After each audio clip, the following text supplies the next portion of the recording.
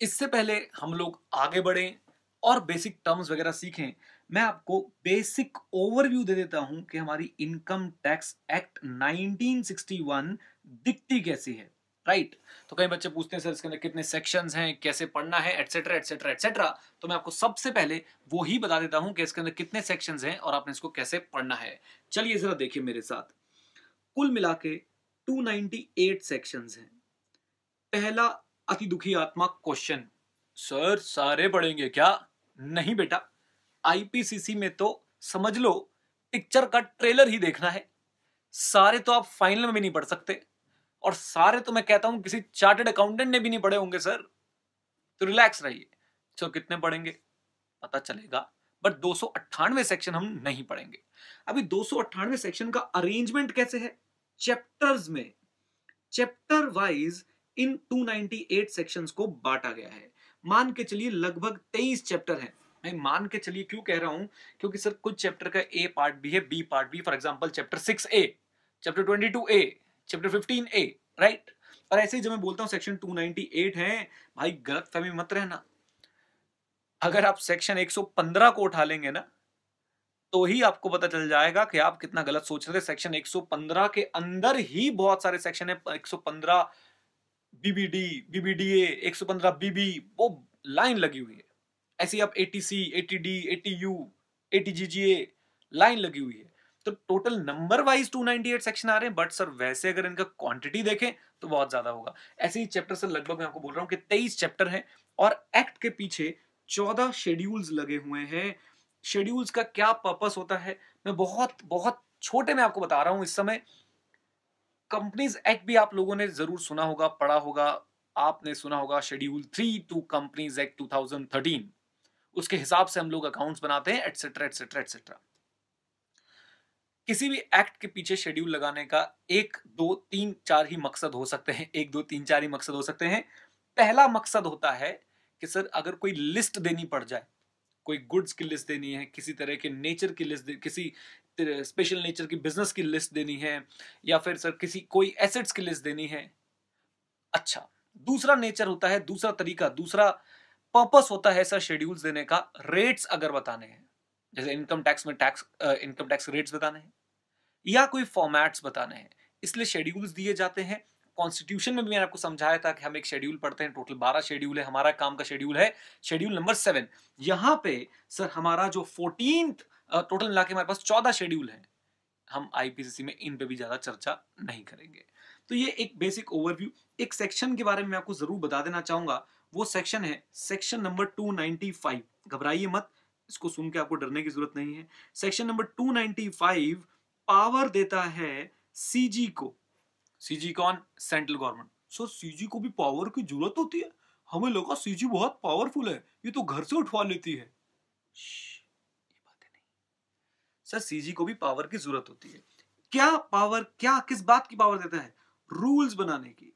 याद रखिएगा, पुराना डिस्कशन, सेक्शंस कौन बनाता है? पार्लियामेंट। लॉ कौन बनाता है? पार्लियामेंट। लेकिन पार्लियामेंट बिजी है, तो पार्लियामेंट अपनी पावर डेलीगेट कर देता है सीजी को, गवर्नमेंट को।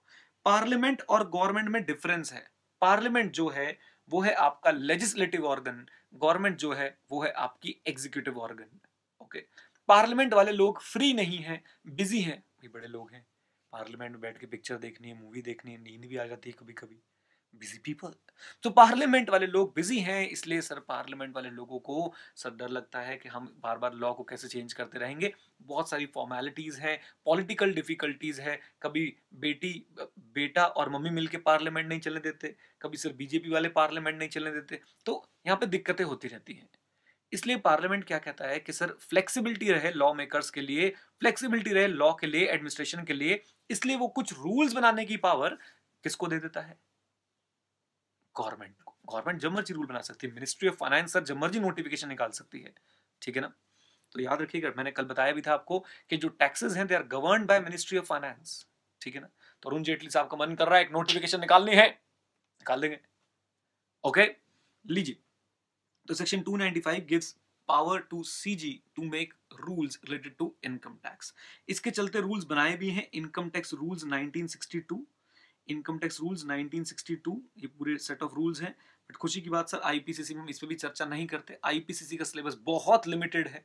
इनकम टैक्स रूल्स 1962 में आपको बीच में कुछ कुछ पढ़ा भी दूंगा, कुछ चीजें आपको सिखाऊंगा भी कि ये sir as per income tax rules 1962 है, लेकिन मैं आपको बताऊंगा नहीं कि रूल नंबर कौन सा पढ़ाया।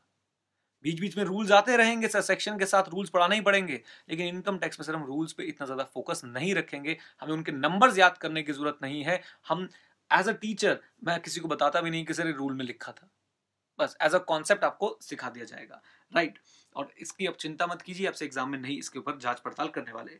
ओके, एक बात और बता दूं सर यहाँ पे, और थोड़ा सा रिपीटिशन लग रहा होगा बट जल्दी से, रूल्स बनते हैं किस लिए? रूल्स बनते हैं कि सर सेक्शन की बातों को अंजाम दिया जाए। वाह वाह वाह वाह, रूल्स बनते हैं इसलिए कि सेक्शन की बातों को अंजाम दिया जाए, जो बात बताई थी सेक्शन ने वो काम किया जाए। क्या बात है, क्या बात है। सेक्शन ने बोला जी रजिस्ट्रेशन करवाना है, रूल बताएगा कैसे करवाना है। सेक्शन ने बोला जी रिटर्न फाइल करो, रूल बताएगा कि कैसे फाइल करो। ओके, तो rules are made so that sir हम लोग सेक्शंस को अंजाम दे सके, सेक्शंस को वहां तक पहुंचा सके जहां तक उन्होंने जाना है। अच्छा, now coming to the point, everyone जरा ध्यान से, सर रूल्स और सेक्शन में क्या कभी टकराव हो सकता है? इनके बीच में क्या कभी लड़ाई हो सकती है? हाँ, हो सकती है, हो सकता है रूल कुछ कह दे और सेक्शन कुछ कह दे, तो कौन प्रिवेल करेगा भैया? आंसर है section. A rule can never supersede section, a rule can never supersede section. ये बात आप लोग ध्यान रखेंगे सर, इसको मिस मत कर दीजिएगा, right. A rule can never supersede section, rule कभी भी सेक्शन को सुपरसीड नहीं कर सकता। अगर दोनों में टकराव हुआ तो हम बात मानेंगे किसकी? सेक्शन की, राइट। तो ये गाइस थोड़ा सा मैंने इनकम टैक्स के ऊपर आपसे चर्चा की कि 298 सेक्शन है, 23 के आसपास चैप्टर है, 14 शेड्यूल है, एक सेक्शन है 295, वो पावर देता है सीजी को कि जाओ सीजी जाओ, क्या बना के आओ, रूल्स बना के आओ, ठीक है। थोड़ी सी रिपीटेशन भी हुई, मैंने ये सारी कुछ बातें आपको पिछले लेक्चर में भी बताई थी, बट आई होप आपको बेसिक अंडरस्टैंडिंग जो है वो टैक्सेस की अब क्लियर हो रही है। ओके, अब उन टर्म्स की बात करते हैं सर, वो कौन से टर्म्स हैं, अब उन कॉन्सेप्ट्स की बात करते हैं, वो कौन से कॉन्सेप्ट्स हैं। मैं चाहूंगा कि सर ये जो शुरू की 2-3 वीडियो हैं, जो कॉन्स्टिट्यूशन वाली वीडियो थी, या जो ये आप लोग बेसिक्स वाली वीडियोस देख रहे हैं, इनका पूरा फायदा उठाएं, इनके शॉर्ट नोट्स बना के रखें, घोटे मारते रहें। मैं ये वीडियो सर कुछ यूट्यूब पे भी अपलोड करूंगा, तो वहां से भी इनको बार बार देख सकते हैं। क्या होता है कि सर स्टूडेंट टैक्स सीधा पढ़ना शुरू करता है, उठाया भाई साहब एक चैप्टर है सैलरी, हाउस प्रॉपर्टी, दर करना शुरू कर दिया, फिर उसे टैक्स लॉ कम, और सर उसे ऐसा लगता है कि कोई न्यूमेरिकल सब्जेक्ट है, जबकि सर ये लॉ है और लॉ को आपको समझना बहुत जरूरी है।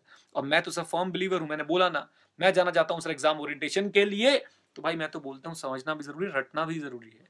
ना समझने वाला कामयाब है ना रटने वाला, लेकिन जो समझ कर रट ले वो है कामयाब, राइट। तो चलिए सर, नेक्स्ट वीडियो में देखेंगे हम वो बेसिक टर्म्स, ऑल्दो मैंने इस वीडियो में दिखाने थे, बट मुझे लगता है कि स्मॉल वीडियोस आपके लिए ज़्यादा कंफर्टेबल रहेंगी, आप आराम से सर चूज कर सकते हैं कि आपने क्या देखना है। जैसे कि इन वीडियोस को आपको एग्जाम से पहले रिवाइज करने की इतनी ज़्यादा जरूरत नहीं पड़ेगी, बट हाँ, अब जो मैं कॉन्सेप्ट शुरू कर रहा हूँ सर, वो आपको हमेशा रिवाइज करने पड़ेंगे और हमेशा याद रखने पड़ेंगे, राइट।